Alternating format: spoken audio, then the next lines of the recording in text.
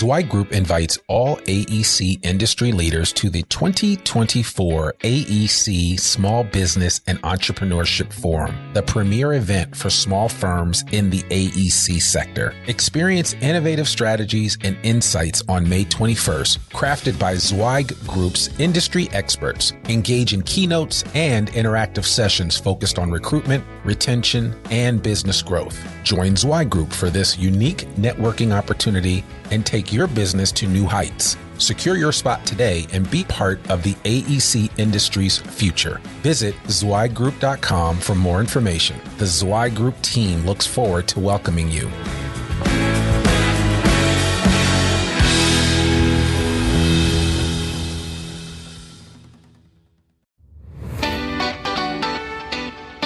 Welcome to the Zweig Letter Podcast, putting architectural, engineering, planning, and environmental consulting advice and guidance in your ear.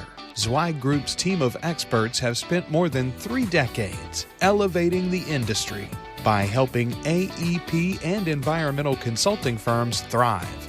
And these podcasts deliver invaluable management, industry, client, marketing, and HR advice directly to you, free of charge. The Zweig Letter Podcasts, elevating the design industry one episode at a time.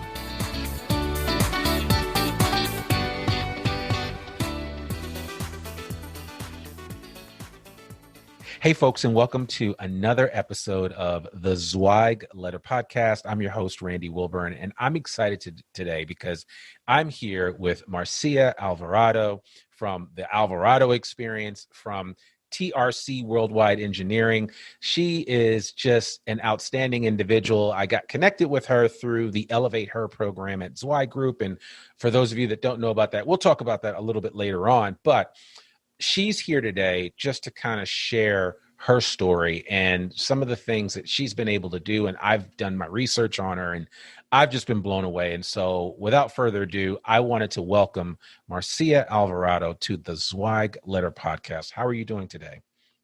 Thank you so much. That was a great intro, man. So I don't know how to, I feel like I have to walk up on this stage. With oh you. yeah. Great, Yeah, exactly. Right? Yeah. Well, here's the stage right here, you know. Done. All right. No, I'm doing amazing. I'm very blessed, honestly. I'm in a position to be doing very well, and family's doing good, and being a part of getting connected with Zweig Group. In the last year, it was a random introduction through LinkedIn with Jamie Claire, and wow, like a lot has happened in the last year from the ElevateHer cohort that got created to me being involved as an advisor. I've got to know a lot of great, interesting people through this connection. So I'm including yourself, Randy. So I'm really excited to talk to you today about what the Alvarado Experience is really all about. That's awesome. That's awesome. So so why don't you give our audience, just for those that don't know who you are, and we'll include all of this information. I want to make sure you guys really get to check out Marcia and everything that she is doing. Again, I don't know how you have time to sleep, but I'll make sure that we put all of that in the show notes. But one of the things that I like to do on this podcast is I want to get your superhero origin story. How did you get to where you are today? And really, what is driving you? And that your big why, the thing that gets you out of bed each morning to do the amazing things that you're doing? I think the big why has been people, the human race. People are spectacular creatures, and there's a lot of opportunity to learn from people. There's a lot of opportunity to love people. There's a lot of opportunity to just help others. I think I'm a product of service. I think I get it from my mom. I'm here to serve in some capacity. Maybe not in the traditional sense that some, people in different backgrounds or cultures, but, whatever way that I can help, I have been, trying to serve. So for the most part, I think that, I was born in Louisiana, and I was born in a military household. We moved around everywhere. And, grew up in Europe and don't remember any of it. It kind of sucks, honestly. But as a young child, I had a British nanny, and I used to apparently speak with a British accent. which I really dearly miss right now. Probably the only Guatemalan with big curly hair, dark skin in Britain, speaking with a British accent, but but yeah, like I think just my adaptability of growing up in a military household really shaped who I am. And so, I've always worked really hard. That was something that was just kind of at an expectation level that was set very early on. And there was a lot of trust in our household, the trust from a parent to a child and child to a parent. And so it really kind of did shape me to be the person I am now. And my mom is just somebody who gives and serves, and I just naturally gravitated to that. And as a young child, I was standing on the London Bridge, and I told my mom I was going to build buildings one day. Like that was like it was like a light bulb. It went off, and I haven't been off that track since. Played with Legos, did the Lego bit. I still have them to this day. My nieces and nephews are now playing with them. I've kept them for over 30 years. Nostalgia, it's great.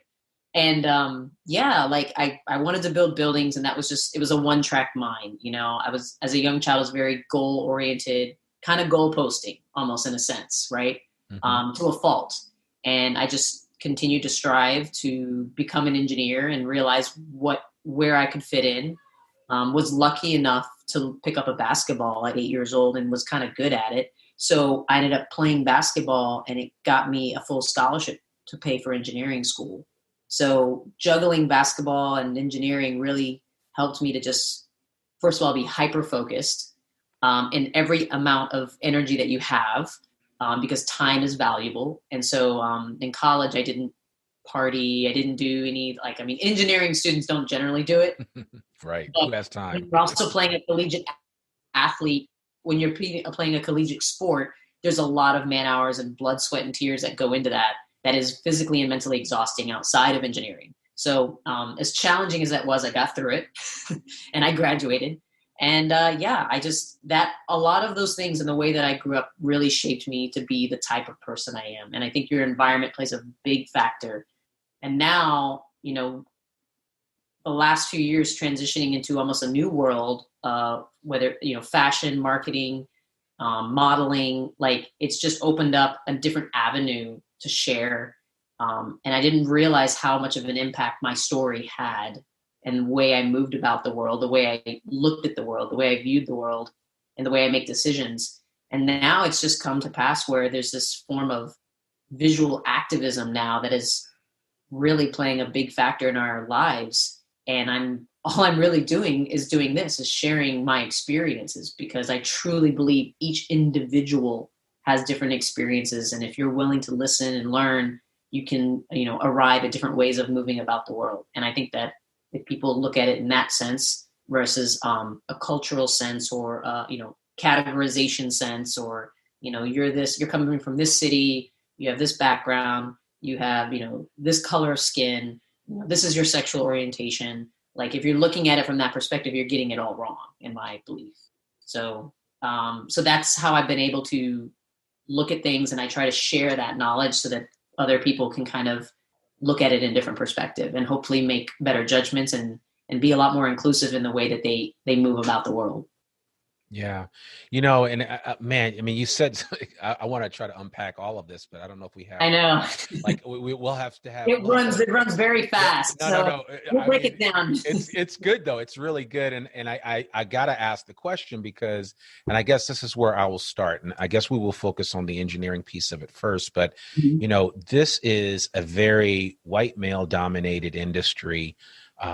When you got involved or decided that you wanted to go into engineering, and when you look at your focus and the things that are important to you, how did you have any idea what you were getting into, number one?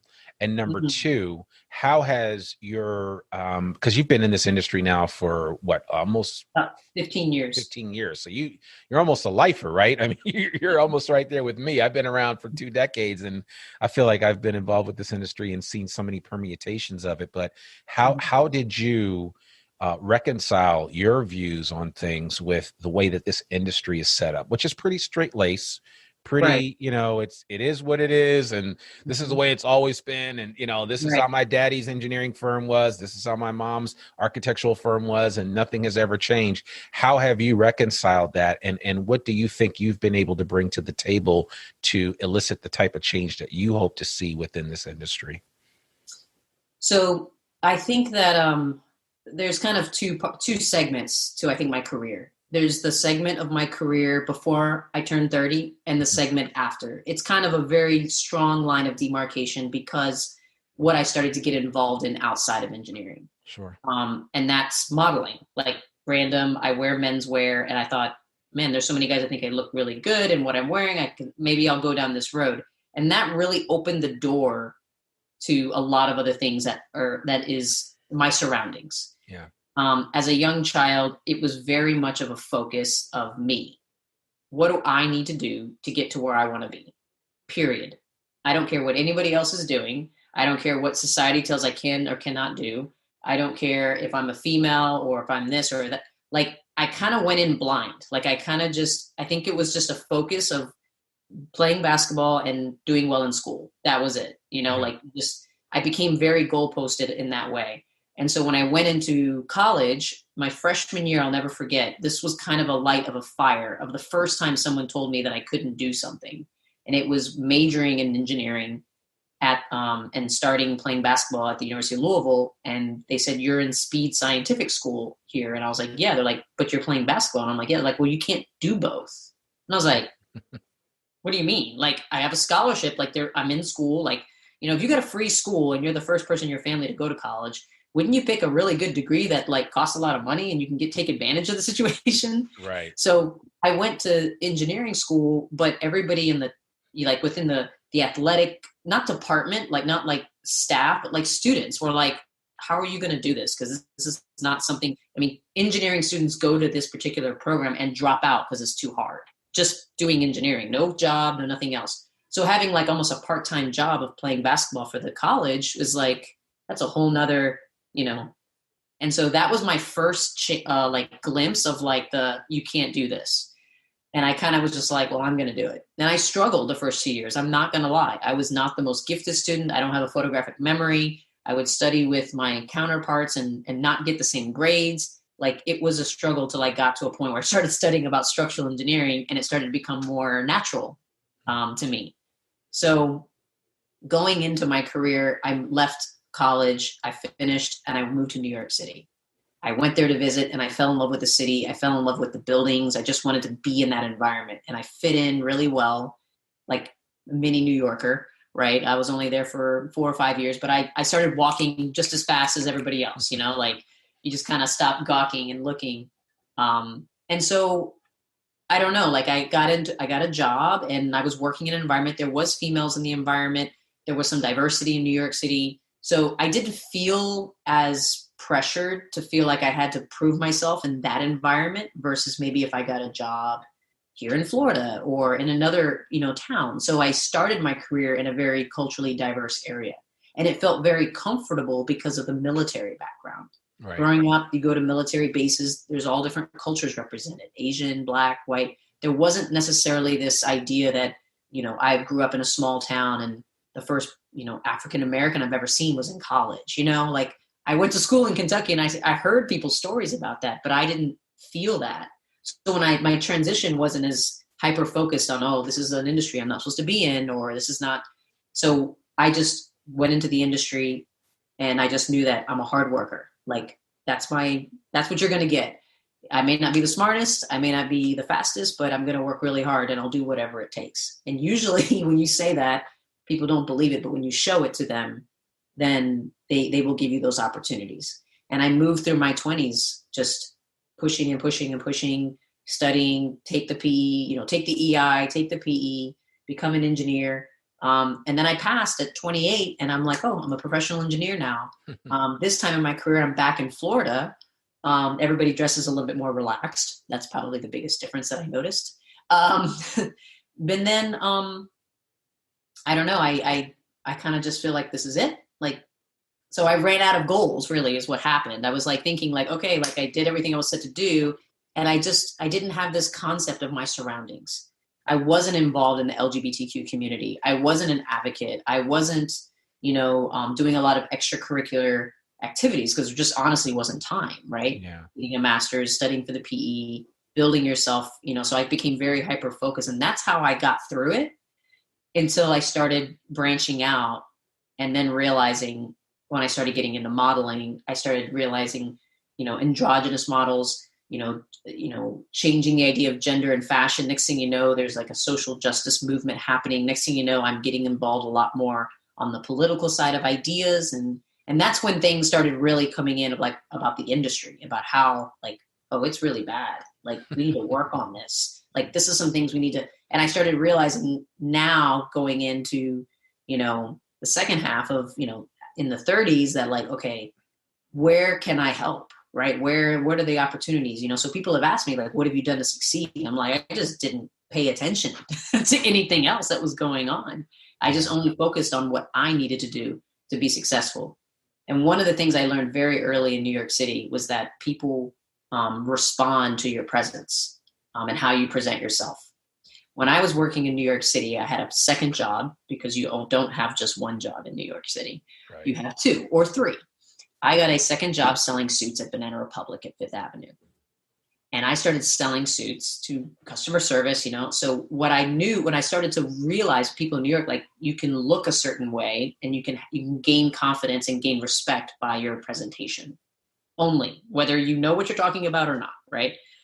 So I learned very early, 21, 22, that presence and how you present yourself carries a lot of weight, can get you far, can get you in the door, right? People in my engineering company saw me and was thinking that I already had 3 or 4 years of experience when I was just fresh out of college. So I learned very early that presentation was a big part of how you can move about and gain some respect. You have to earn respect, but usually when you just that presence. And so I was and then having that military background, right? Just being clean cut and making sure, you present yourself in a very professional way was something that was kind of ingrained in me. I didn't really rebel against it in any capacity when I was growing up.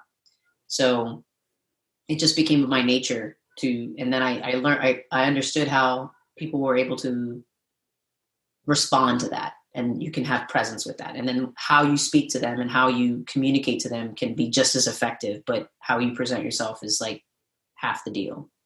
And so, yeah, that's kind of how I realized that now I was able to get very far, but I just, like I said, I had blinders on, and then I opened the door to the fashion world, and then it kind of brought me back around into what the industry that I'm in, and realizing, we definitely, so I try to give back, and I tell the stories from back then, thinking I had no idea what I was doing. I just knew I needed to get a job. So I went on AOL.com, and I wanted to live in New York City, and I looked up every engineering company that had structural engineering in the services box, and they weren't hiring, they weren't looking, but I printed out 200 resumes and I folded them and I sent them in the mail, and and I put, and I got 5 interviews, and then I flew up to New York before I graduated college and stayed in a hostel, paid the guy $20, dressed up in a suit and a tie, walked out to my interview to go get an engineering job. And so the first company that gave me an offer, and that's how I got a job in New York. Wow. And everybody's like, why are you going to New York? It's so expensive. And I'm like, but it's New York City. Why wouldn't you, Yeah. That was my mentality. But that level of hustle is something that no one taught me. You just have to, I just did it, and now I tell those stories now. I'm like, wow, I was nuts. I was kind of crazy then. No one would do that now, right? Maybe they send a resume to 1 job or 2 jobs of a company that's looking. I didn't even care if they were looking or not. I was like, hey, I just want an opportunity, So man, you gave yourself 200 opportunities to get a job, basically. Right. Yeah. Right. So yeah, I love that story. This was after 9/11. So my mom was not really happy. She was like, why are you going to go to New York? And I'm like, it's the safest place right now, honestly. Right. So Ground Zero was still being worked on. None of the construction of the memorials were even thought of at that point. Right. But I did have an interview in the World Financial Center that was still standing behind Ground Zero. I remember that, and I thought that was I was like, oh, this may be a little too close for comfort. Right. But then I got a job uptown near Union Square. which was pretty awesome. And I worked there for about 3.5 years. Yeah, no, and that whole area has changed. I mean, I grew up in Teaneck, New Jersey, so I'm quite familiar. I used to spend I spent a lot of field trips in the World Trade Center, and it was very a place that was near and dear to my heart. But as I go there now, and I go to I lost a friend in 9/11, and as I go to the memorial every time I'm in the city, I've done some work with the Port Authority, so I always go down into that I forget what that thing is called below the new transportation hub. Yeah, but it's absolutely phenomenal. But it's still. I actually do go there every time I'm in New York now, whether I have time to do anything or not. I just have to. I don't know. There's just some level of connection there, So nope, I totally get it. I totally get it. So that is that's something. So you kind of started to cut your teeth in engineering in New York City, and New York City and Florida are like vastly different when it comes to engineering. What was that like when, again, with that transition down to Florida? First of all, what propelled you to say, you know what, okay, I've done this stint, I'm going to move down to Florida and try something different down there? What really instigated that for you? Or were you just ready to try something new? I came back a little prematurely due to family reasons. But when I was in New York, I was kind of had this pace of like, if I'm not going 90 miles an hour, I'm bored because of the juggling between basketball and engineering. So moving to New York just became like a natural, like I worked maybe 40, 50, 60 hours a week to the point where when I wasn't working 60 hours a week, getting paid for that straight time, I was like, why is my check so low? Like, what's going on, right? Like, I was like, I need those extra overtime hours. Right. But I worked in a department with about maybe 15 structural engineers, and there was 3 engineers that did a lot of the restoration work in the company. So it was going into old buildings. So I used to fix up and work with the team fixing up buildings from the early 1900s, 1920s, historic buildings, repurposing a lot of the schools. That was one of my big projects when Mayor Bloomberg. Yeah, it was like a big capital improvement projects. And so we would go into these high schools and repurpose them. And, structurally, it was just more of like, okay, can we cut through here? Can we put an opening here? And just really trying to refurbish and bring the buildings back, up to a better level that's more user friendly for today's schooling and not 100 years ago, 150 years ago. So I did a lot of renovation work. I did a lot of work out in the field. I got to talk to iron workers that were, just, New York laborers, really. So I spent a lot of time in the field early on in my career, and that really helped me to understand engineering 101, but then like we have to make it constructible. Like this is not going to work because I can't get the bolts in here and I can't weld in here, So I started at a very early in my career learning how to build things from a construction point of view and not just, this is the design, this works, here's the calcs, done, right?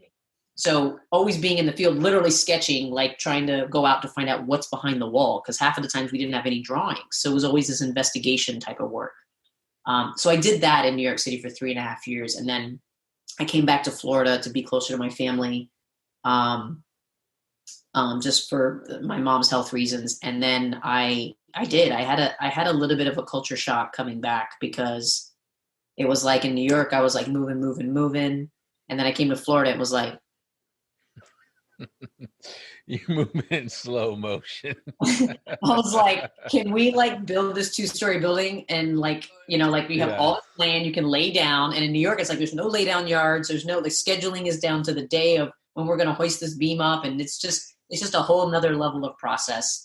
And I had to kind of like not wear a tie every day, like, because people were thinking I was going to an interview on my first day of work. And I'm like, no, like in New York, at least all the guys in the office, they wore ties, including the office manager, including the janitor. Like everybody had a tie on. And if they didn't like wearing ties, they wore this in the subway. They open their drawer when they get to the office. They pull out their clip on. They put their clip on and they do their work. And then when they're at the end of the day, they take their clip on off and they put it in their drawer, close the drawer and go home. Like that was the mentality, So I had to kind of definitely adjust, and I had to kind of slow down. And I even had people tell me that I had an accent. They're like, "Oh, you're from New York? Like, I can tell you have an accent." I'm like, "Really?" But that's probably worn off now that I've been in Florida for the last 10 years. So, yeah, I think it was a big change for me. I had to kind of and then getting another restoration job in Florida was not the same. It was like, oh, you're going to go to this residence and look at their shingles because of Hurricane Katrina, Hurricane Ivan or something. And I'm like, how much engineering am I actually doing counting shingle tiles? Yeah. So when I came back the first year, it was a little rough. And then I got into a job where I was doing new design work. And so, so that was really good. I want to back up just a quick second because you mentioned something that I think I don't want it to be lost on any of the listeners of this podcast. You talked about the importance of working out in the field and how that helped to inform how you not only interacted with clients, but it informed your design. It informed everything that you did. And I know that we're still in a place where a lot of times younger people are not given that opportunity to get out into the field early and often. What would be your advice to design firm leaders that's kind of still struggle in that area of letting some of their younger people get out into the field, meet with clients, things of that nature? Because clearly whoever was working with you and leading you early on in your career pretty much gave you free reign to do a lot of things that some of your peers, especially in the structural engineering space, they don't get that flexibility or opportunity. What would your advice be to those senior project managers, those that sometimes struggle with giving other people an opportunity to get out in front of the client, to get out and do site inspections, things of that nature, because it obviously affected you in a great way. Yeah, I think, any behavior has to be learned, right? You're not just going to read it out of a textbook. If you're not doing foundation calculations, then you're not going to learn how to do foundation calculations. But if you're not going to get the opportunity to even visibly watch somebody navigate in a space within a design meeting, or on the field with a site inspector or with the contractor, then they're never going to know how to do that. I think that as a leader in design now and talking to other principals, the more that you can train your engineers to be actual human beings and to generate real relationships with people, to really be able to say, look somebody in the eye and tell them what the situation is. So it's more about practicing, mentoring young people to become good relationship builders, because engineering is always going to be there. They're always going to have those opportunities to learn in the on design projects and doing calculations and making mistakes and fixing those mistakes. But if you don't practice building like a manager, right? You always want your peer. I believe that my definition of success is all the people around me, right? All the people around me, if they're doing well, that means I'm doing well. So until the young people see yourself as a leader in communication, in the life skills of being able to look someone in the eye, to be able to present themselves, to present an engineering solution to a non-engineer. Yeah. It's part of the reason why I mentored with ACE Mentoring for 13 years, teaching high school kids how to be good professionals. The technical part will always come and you're always going to be learning. Guess what? The building codes change every year, every other year. So that learning aspect will never go away. You're not going to ever be, I know everything about structural engineering. No, I'm still learning today. But what we don't get practice on is learning how to communicate a very complex engineering solution to a non-engineer, like an architect or a developer or a client who has the money. If you can't communicate to them in that way, then I feel like, there's going to be a lot of disconnect. And then by the time you become a professional engineer and you get those opportunities to present to a client or present your idea, now you're talking apples and oranges here because you haven't had that practice, or you haven't visibly seen somebody do it in an effective way. Yeah. So I think for a final recommend, it's you give the people the opportunities to either see it or be a part of that action, because and I think that it's a learned behavior. It takes practice. I've seen ACE mentor students from freshman to senior be completely different individuals. Why? Because they had a chance to present their ideas. A lot of times in our sessions are all right, this is a great idea, but I want you to present it to me. Tell me about it. Explain it to me. They have all these ideas in their head. Kids are really smart and you can see their brain working and processing, but until you're able to present it to me, who's going to know about it? Right. So I think some of the great leaders in any industry have always been able to do that. Yeah. And that's what I usually teach in ACE mentoring. I don't really consider anybody wanting to become a structural engineer. Most of them are like, yeah, we heard your engineering lesson and I'm going to be an architect. And I'm like, okay. Like, I can't really sway a lot of them, you know? There's like one out of every 20 or 40 kids, maybe, they'll become so I think that I usually teach and I usually make sure the students see me as a leader and as a relationship builder and let them see the relationships that I have with other mentors and how we interact. That, in my opinion, is going to make them 10 times more successful than being a really smart engineer. Yeah. No, I love that. I love that. That speaks volumes. And I think that's good, sound advice. It's something that I've said for years, but I think coming from you, a licensed engineer, I think it would mean the world as other people are hearing this and are saying, yeah, you know, I've got to do better at getting some of my younger people out and exposing them to the client, exposing them to the field and what that looks like, and just understanding everything that we do. I just think you can bring design professionals along much faster. I think people want to work really hard for a leader that works hard. So the thing is like, you know, you look at the tech industry and you look at like Apple, for an example, or Google, these people want to work really hard for an idea. But if there's not a leader that presents any ideas or any, you know, like I struggled with having my own mentor in structural engineering for the last 15 years. I have struggled, and it's hurt me professionally from a technical side, but I know that my relationships hasn't suffered. You know, some people are like, oh, you're a really good project manager versus maybe, you know, you've never done a design like this. Doesn't mean I can't do it, just don't have that experience to showcase it. But I know that if you put me on a project, I'm going to do whatever I can to communicate with you effectively and to respond to you and to get you to want to work with me really hard, just as hard as I am. You know, I don't see the architect. I don't actually see the architect and the engineer on different teams. The architect is a point guard. The shooting guard is the structural engineer. That's me, because I shoot the threes. And then you got your post players, like your MEP guys. Like, okay, maybe you give them a ball every now and again in a meeting. But, so I always relate basketball to the design team, you know? Yeah. So, you know, and the coach is the coach, you know, someone who has the money, you know, I don't know, whatever. Exactly. Yeah. the owner. Right. So we're all trying to get to the same place, but like, you know, everybody has their role but we're all trying to do it together. And I've built so many amazing relationships with architects over the years that people are like, will ask for me, like within the company, like, can we work with her? Cause this guy just doesn't seem to call me back. Right. Like, you know, like, and it's just the little things. But you know what though? Those little things make all the difference. It moves the needle so much. And I try to tell engineers about that. Like, it's so easy to move the needle in this industry. All you have to do is respond and show some willingness, you know? And I think a lot of that comes inside of me because of passion. I love what I do. I love building buildings. I love to see the fruits of my labor physically standing there. Probably why I didn't become a civil engineer, because everything's covered up like dirt. But mean to you at this point. Their own, you know, like some people love piping and that's their excitement, that it gets them up. So yeah, no, that's great. Well, so you came back from New York City, you got to Florida. You've been there for 10 years now.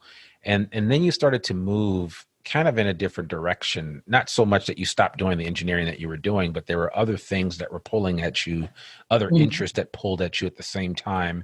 And it sounds like you whet your appetite for modeling and just for fashion in general at Banana Republic. But I got to believe that you probably had a sense of fashion even before that. Maybe not. Not a lot of photos. It's a good thing there's not a lot of photos of me in the 90s, because I was kind of a thug. Oh my goodness. Well, New York City does something to you though, right? Because you do step up your game. When you are in the city, you have to step up your game, because the clothing game, it's just like it's just essential. You have to have your stuff together, because if you don't, then. And that's where I think I fit in. That's where I kind of came into my own, and I was like, all right, I think I can do this. I don't know. Fashion was not an interest. That was never an interest for me. I'd never even been in front of the camera before until I made this decision. And the only reason why I made this decision, I learned at Banana Republic about style. I learned about how to put things together. what looks good together. And I learned to be very thrifty in New York. Mm-hmm. So that was my style, not spending a lot of money, but looking really good. Like I did spend a lot of money. So that was always my, dressing up style or whatever. And so when I came back from New York to Florida, I just continued on that path, and I was only doing it for me. I wasn't doing it for anybody else. And I got to a point where I was like, I don't know, like so many gentlemen would come to me and give me, ask me for advice. Like, oh, what should I, you're always dressed really good or whatever. And I just realized that it was a gift that I had, just put together and really like was doing well at it, and people noticed. So I was like, well, shoot, I went into modeling to become a male model. That was it. Right. Like maybe get some free clothes out of the deal, maybe make some extra money. Like that was the only intent at the very beginning. Yep. I got in front of the camera for the first time ever. It was a photo shoot in a studio. So studio is like, there's nothing else going on, nothing else to help you. Like it's just you and the photographer. Mm-hmm. 4 hours. That was a mistake. It was way too long. And I did a photo shoot for the first time. And I left the photo shoot thinking, wow, like that was horrible. Like, what was I thinking? Like, why did I decide to do this? Like, it was so vulnerable. It was so like just stripping, like whether I had clothes on or not, like it was just like, there's nothing but you and the camera.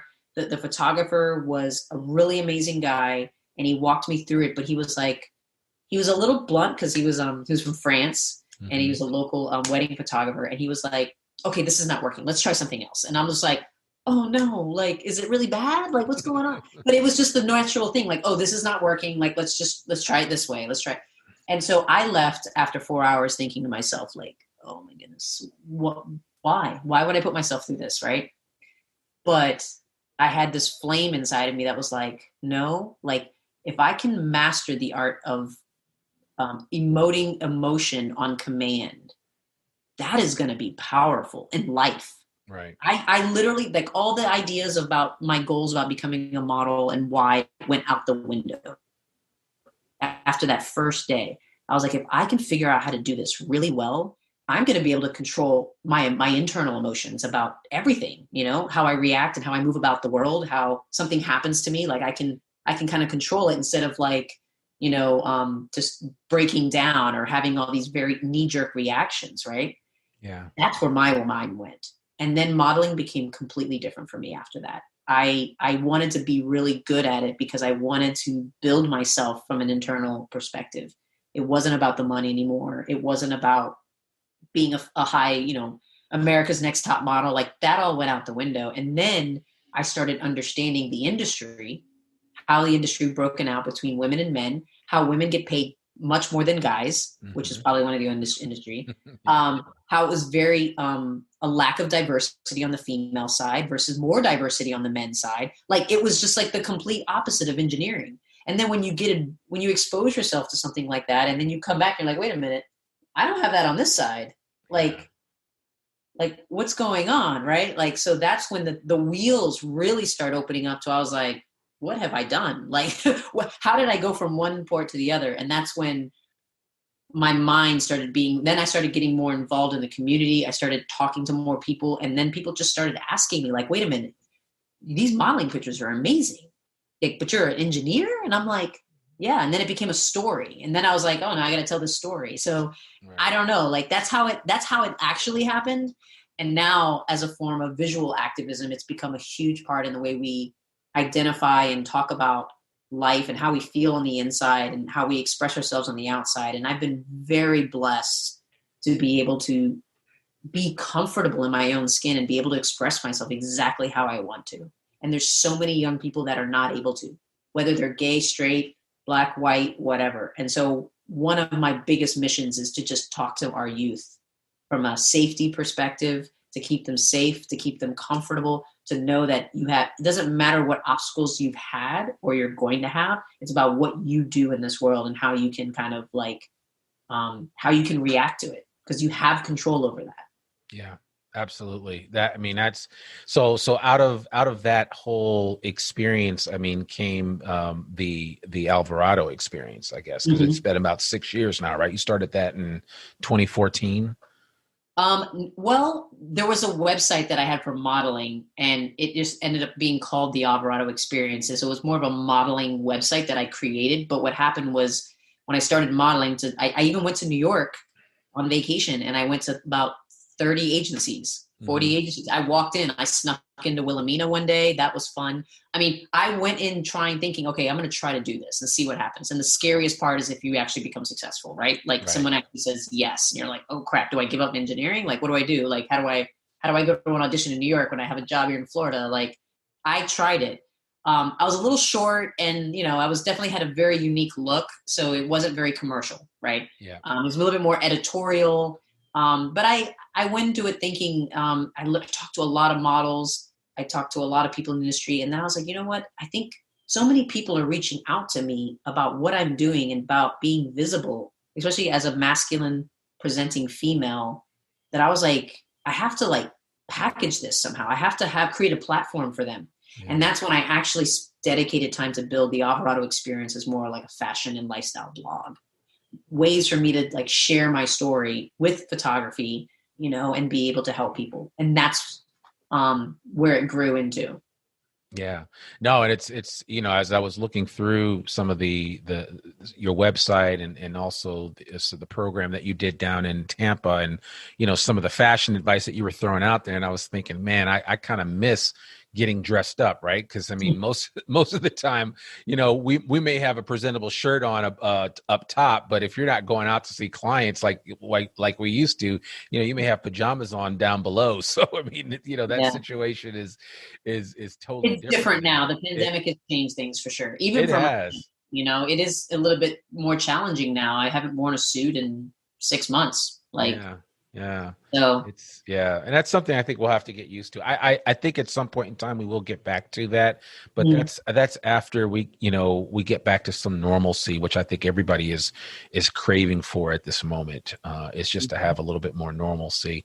So with the whole model experience and then the program that you did, so at what point did you say, I'm also in this, I'm going to be an activist. I'm going to, make sure that, not only my voice is being heard, but other voices that have either historically been marginalized or just haven't had a platform. What caused you to propelled you to say, I want to do that? So I spent about 8 months. I hired a brand marketing firm to help me with the Alvarado Experience, to really create it as like a brand. And I was very purposeful in the way that I wanted to create it. It was a blog. Let's just be frank. It was just a fashion blog with some lifestyle and architecture. So what I did is I took the two things that I was passionate about and I made it into a niche: architecture and fashion. And my idea was, everybody talks about clothing and fashion, but then when they're taking photography, they're always going to these really cool places, or they're looking for these lines, or they're looking for something specific, but nobody really talks about the background, like buildings. So one of my favorite blogs that I did was an air traffic control tower in Lakeland. And I was the engineer of record on this new 13-story air traffic control tower for Air Lakeland Airport. And it's the second largest sun and fun in the country. People come from all over to go to this airport for the shows, for the air shows. And the cool thing was that, because my family was in the Air Force, I grew up going to air shows on military bases all the time. So there was this like connection with building an air traffic control tower. I've done 4 or 5 for the, Army Corps of Engineers in other parts of the country, but this one was like right in my backyard, right? Mm-hmm. Only less than 25 minutes away from my house.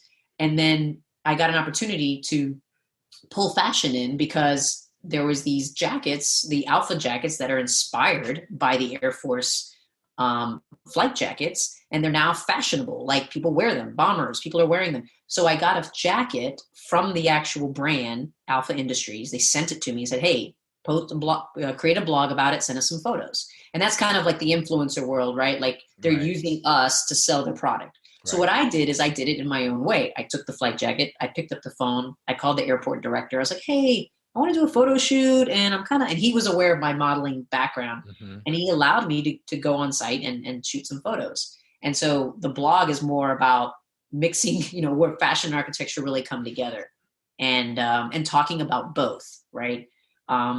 And so I spent 8 months building this site. And then I went to New York Fashion Week. This was probably 3 years ago, so 2017. And I was walking in this, the show that I had been walking in for Dapper Q, a kind of a community of, a queer, gender, non-conforming fashion designers. Mm-hmm. And it's in the Brooklyn Museum, typically. And I went there and I met up with the founder of Sharp Suiting. And I became friends with him because I had modeled for him years prior, and we knew each other, but he was based in LA and I lived in Florida. And so we had a conversation after the show, and we talked about, his suiting brand was very much aligned with my style. Mm-hmm. And he talked about possibly expanding the brand outside of just the LA market. And so we talked, and maybe a few whiskeys in where I'm like, I think I can do this in Florida. So the next thing we know, I'm trying to replicate a suiting, company in Florida market, doing custom suiting, which is what their niche was. And it was making custom suiting inspired by the LGBT community, creating a safe space to have people come in and get fitted for a suit. Because as a female, or as a trans person, or someone that is female that wants to wear more masculine clothing, there's a lot of places in our, community that it doesn't really accommodate for that. Sure. And the one thing that people really they want to be able to relate to you, like if you're a client or if they hire you, there's a recommendation, there's got to be some way to relate to you. And if they don't relate to you in a shape of body, or if in a mindset of like, no, this is how I want to present myself in the suit. Like, I don't want to look like a man. I want to look like a female, but I want something in between. And that's where the androgynous world comes into. And that's where things become a little bit more fluid. And now it's more tailored to the individual. It's not, here's a men's suit, here's a female suit. No, this is a suit for Marcia. Right. This is a suit for Randy. And that's where this huge activism kind of came into mind. I started becoming a part of the Sharp brand. I worked with the brand, expanded in Florida, and then I started expanding other locations across the country, training, finding design candidates, people that could be very vulnerable and can help others, and had a sense of style, had some engineering in the background because it is some math, geometry. Mm-hmm. And then that kind of molded into being a part of the Sharp brand and having a much bigger reach, because the goal of the Alvarado experience was to reach out, to have a platform to connect with more people. And I was using social media and the internet to connect with more people, to share more stories. When I got affiliated with Sharp, which was 3 weeks after I launched my blog, I decided to go in with Sharp and to work with them. And the Alvarado experience kind of took a back seat, because now I became a part of a brand that had, I had maybe 2,000 followers or 1,500 followers at the time, to running a brand that has over 23,000 followers already. Yeah. So I had a much bigger platform. And in my mind, I was like, the goal is the reach, to connect with people. So I went ahead and gravitated to the brand, and I've been working with them for the past 3 years. And the Alvarado experience is still around. It's relatable. It's molding into this diversity and inclusion consulting space. I recognize now, being a professional, that this is a very hot topic. And about a year ago, I went back to school and I got a certificate from Cornell University for diversity and inclusion, recognizing that I have a way with talking and working with people, and I can possibly use my story to help businesses and agencies really understand what it means and how they can mold the way they move around their employee in their workplace, which is what led me to ElevateHer, honestly. Right. Yeah. Well, that makes perfect sense, because as I was thinking about it, I'm like, okay, I see what happened, but you actually got into D&I before a lot of the stuff jumped off during the pandemic, and you were like, okay. It was definitely, I didn't jump in, but I was doing a lot of research. I mean, I think in the last year and a half, even in Tampa, I would reach out to other DM. It was working. It was starting to become a hot topic. A lot of big companies were aware of it, but I noticed in the AEC industry, I was like, this will be the last industry that catches up. Yeah. So who in this industry is going to be able to educate people in our industry? And I was like, is it going to be a D&I person that got a psychology degree or a degree in women's studies that they're going to bring in, and these people are just going to respond to right away and react and be able to relate? Maybe, maybe not.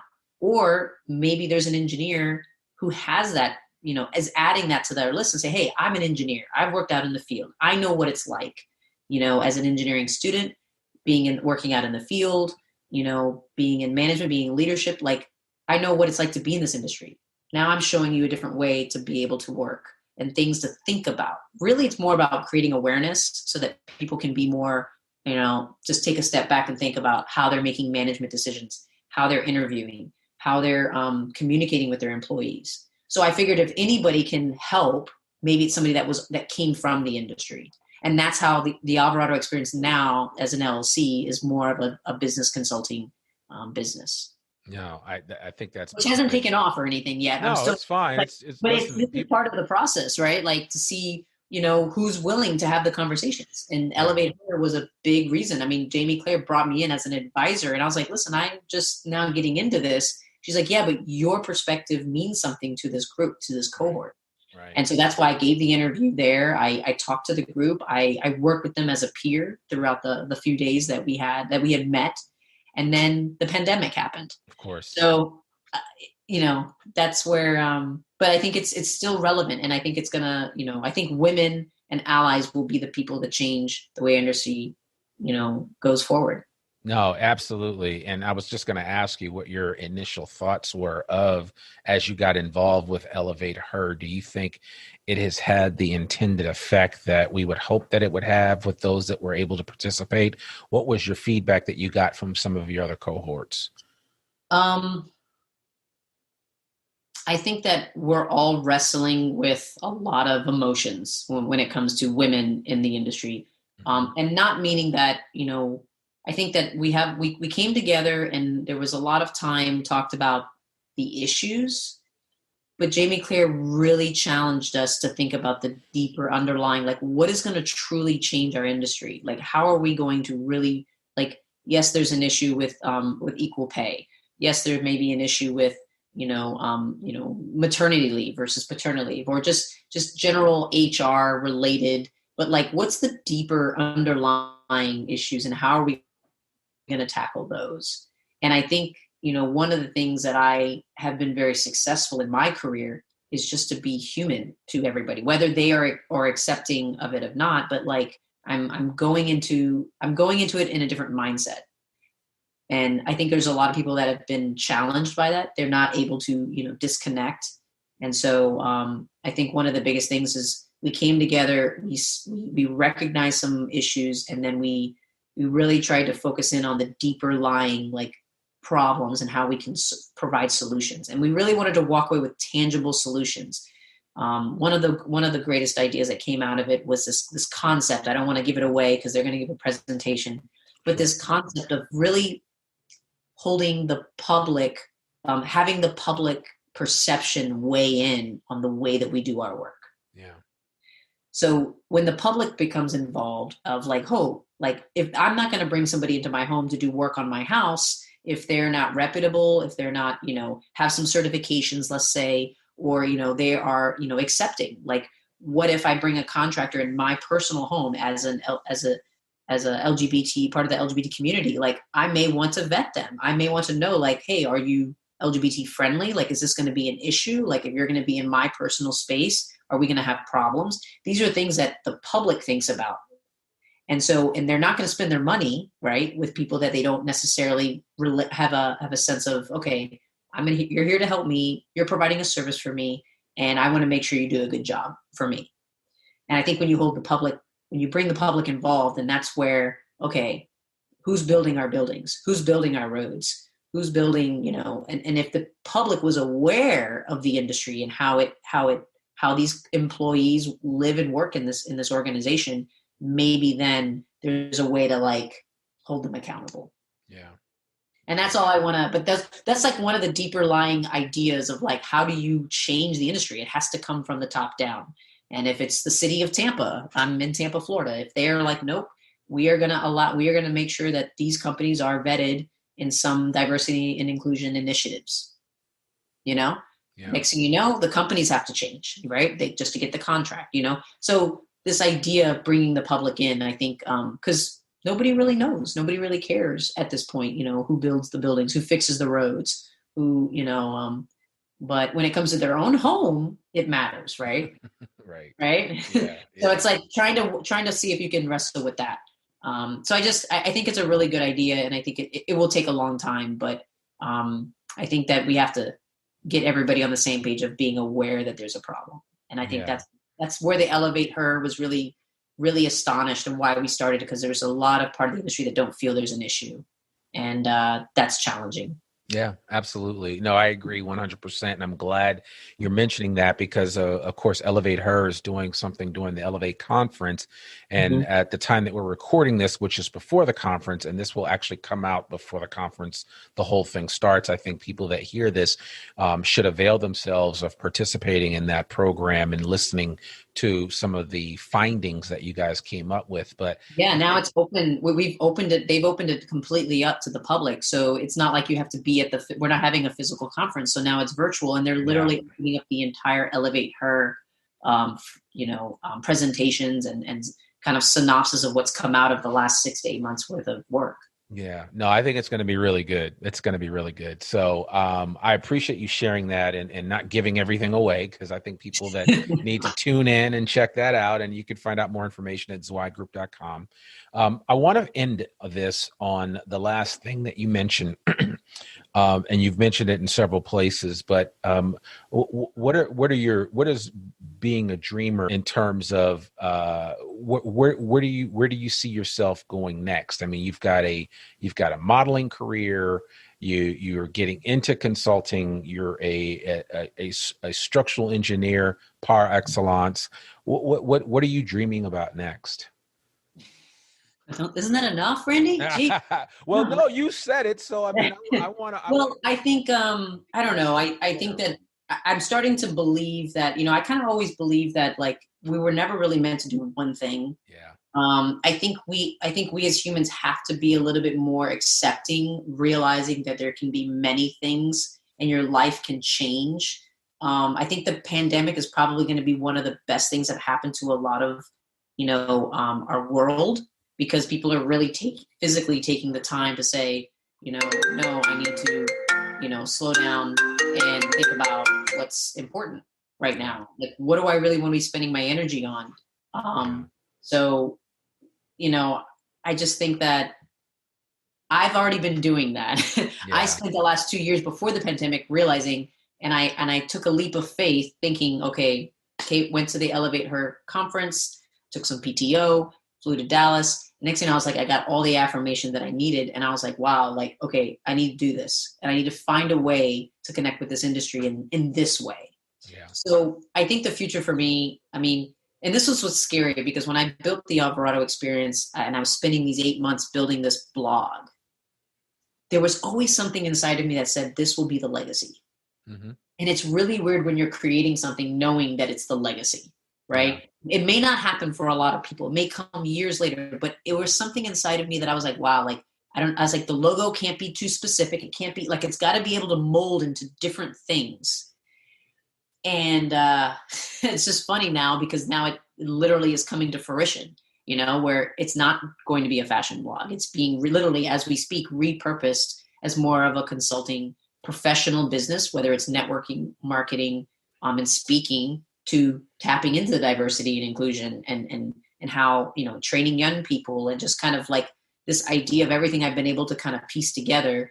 And now it's growing into something like that. And I think that I want to continue to be a leader in the industry, whether it will be in structural engineering or as a speaker, as an advocate for the industry, as somebody who can help share a little bit of knowledge. Like, I'm so much more willing now to be more freedom to where I go. Yeah. Versus when I was younger, it was like, here's the goal. Like, this is what you're supposed to do. And when you go into modeling, it's like a free for all. Like, I think about it. A good metaphor is like the backstage of New York Fashion Week. Like, it's just chaos, right? And as an engineer and as a Virgo, I'm like, what is going on? Why isn't there a list? Why do we not know who's going? Why do we not know who's walking next? Like, what's going? Like, that just threw me for a loop. And I had to learn how to navigate in a space of chaos. And now I'm like, okay, now I'm so much more freedom now to be like, all right, I don't need to have a goal. I just need to start, putting my my Alvarado experience in places where I think is going to be beneficial to the world, and just leave it at that. Not have this like, oh, I need to be, at this conference, or I need to be doing this, or I need to make this amount of money. Like, that's not the goal. So it's just more about being more freedom to be able to move about whatever's going on and help as many people as possible. Wow. So. I mean, I love that. I'm certainly going to be grabbing some popcorn to watch this next phase for you, because it sounds exciting. And I don't want to. I don't know who's going to play me, but in the movie. But no, I mean, I think it's interesting, because I'm working on a lot of issues around this, but I'm telling people all the time, especially younger people, that listen, a lot of times you want to make your mark. People want to obviously make their mark as young as they can, but for a lot of people to realize that some of the best things that they're going to do in life won't happen until that second half. Yeah. I think it's really important. And just to hear what you're saying, and as you're hitting your stride right now, it's going to be exciting to see what that second half looks like. And I think it's going to be a game changer on a lot of levels. But I think more importantly, for how it will help to serve the design industry, because the design industry needs more Marcia Alvarados to really help them get to the place that they should be as an industry as a whole. That's why I dedicated a lot of time to our high school kids, Yeah. and I give them me as as the president of the Tampa Bay chapter. I saw, as soon as I became the president of the organization, I could see in these children's eyes the idea that, like, wow, Marcia is here representing this entire organization, has a group of colleagues that respect her, that are giving the respect that she deserves for what she's doing. And she's not the norm, Right. She's not the, 50-year-old Caucasian white male, like, that you would expect as a high level architect or as somebody. So you would be surprised, just being in the role and doing the role, not trying to do anything else, plays a factor. And I've had students transition through ACE. I've had students come out throughout the organization, but they're in a group setting with other children, and they're able to be comfortable to do that. Yeah. In an engineering, construction, design little class. This is not just like, this is not drama class, right? Right. Like, where there's a little more freedom and you can kind of feel like you can tap into your own self. Like, this is an environment that doesn't necessarily have that. And now I'm seeing it. So I'm very optimistic for the future. But yeah, I think the one thing that I'll close with is, I don't believe that it's not really a matter of what you do. It's how you make people feel. Yeah. Period. So you can list the accomplishments if you want, but when I leave an event, a networking event, if I just have coffee with somebody, like, the goal is just they will never forget, right? The experience that they had with me. Like, and I try to that's what keeps me focused, and that's what keeps me driving forward. But, it's not about what you do. It's how you make people feel. Yeah. No, you're preaching to the choir, sister. I appreciate that. That's a good quote to I never thought myself as a preacher, but apparently. It's fine. It's fine. I mean, it is. That's what it is, though. It's all about that. People, and I've said that for years, that people will never, care what you say to them. It's more importantly how you make them feel at the end of the day. And I think that's important. And I can think back to all the people that I'm connected with that have made me feel special or spoken into my life and said, really, even just one crucial thing that was a game changer for me. I just, in the way it created a certain feeling in me, I think it's really important. So I think we can definitely end on that. And I think that's a good place to put this as a comma, because I definitely want to continue this conversation. I would like to ask if anybody wants to reach out to you, what's the best way for them to get in contact with you? My Instagram and social media handles is all the same. Facebook and Instagram is probably the top two, and that's at the Alvarado EXP. And then if Instagram is probably the best resource. If someone wants to email me, they can email me at marcia@thealvaradoexperience.com. Perfect. And I'll also put your LinkedIn profile yes. on our show notes so that people have that and they can connect with you. I would encourage you, please connect with Marcia. She is worthy to have in your contacts on LinkedIn, and hopefully if you guys get to talk, maybe you'll get her cell phone number too. So there's that. But no, Marcia Alvarado, thank you so much for coming on the Zweig Letter Podcast. We really, really appreciate you. Thank you so much, Randy. It was a pleasure. Good. All right. Well, thank you, folks. There you have it. Another episode of the Zweig Letter Podcast. I hope you guys enjoyed this. Marcia was amazing. We talked about so much. And these are the kind of conversations that I wanted to have when I reignited this podcast. So I appreciate Marcia being part of that conversation and the tapestry that is this podcast as we continue to elevate the design industry one episode at a time. I really want to encourage you, check out zweiggroup.com for more information about all the things that Zweig Group is doing. Please follow and check out Chad Kleinens, the CEO, Jamie Claire Kaiser, one of the principals in the firm, and all the other amazing people that make this organization so special. I've been involved with them for more than 2 decades, and I got to say that these folks are the real deal. So without further ado, that's all I have to really share with you today. This is another episode of the podcast. As always, you can get our podcast wherever great podcasts can be found. And if you're so inclined, we'd love it for you to share a review. Let us know what you like about the podcast. Let us know what you want to change. We'll work on it. We continue to try to put out the best product possible. And that's why, to me, the Zweig Letter Podcast is probably the premier podcast for the design professional. So that's all I have for you this week. I will see you real soon. And maybe I'll see you online during the Elevate conference if you are listening to this prior to the conference taking place.